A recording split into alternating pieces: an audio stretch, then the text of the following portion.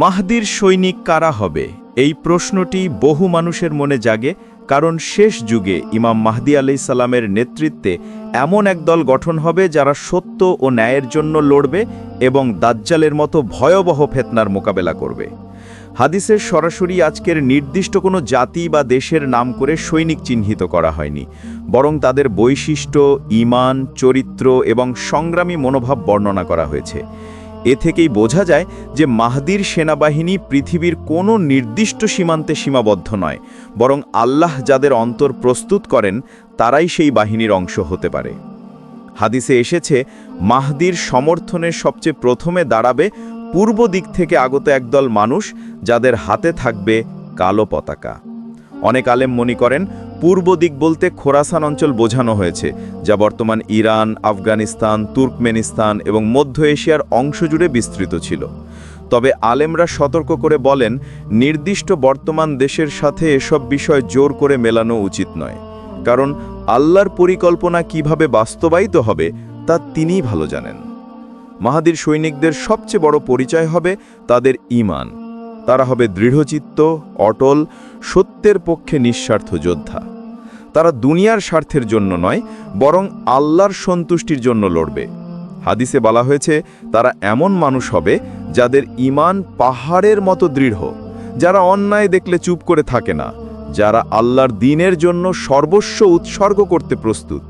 তারা সংখ্যায় কম হতে পারে, কিন্তু মানে হবে অসাধারণ। তারা বিশৃঙ্খলা, ভয়, শত্রুর শক্তি কোনো কিছুকেই গুরুত্ব দেবে না, কারণ তাদের ভরসা শুধুই আল্লাহ।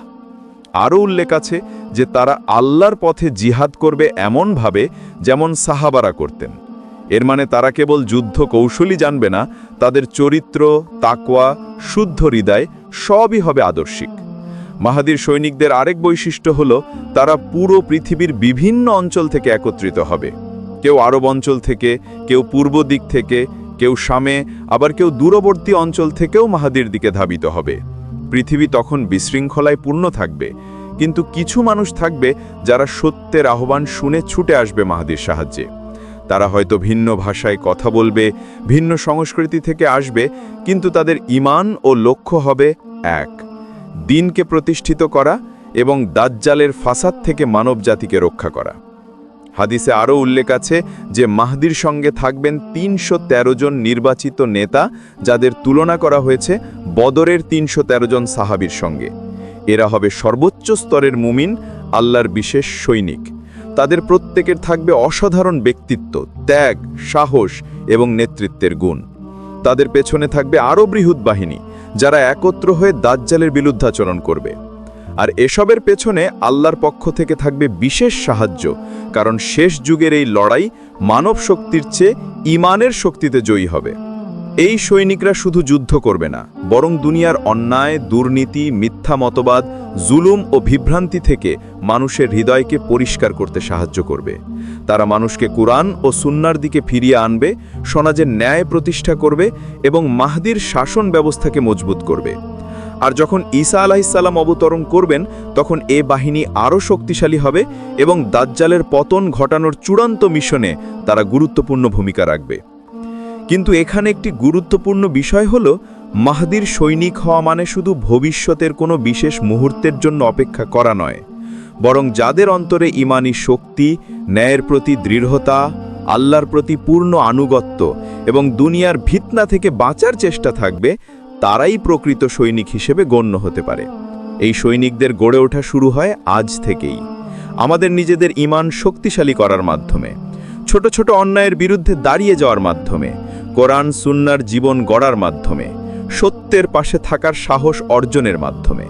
যারা আজকে নিজেদের সংস্কার করবে, তারাই শেষ যুগের সঠিক পথের অনুসারী হবে।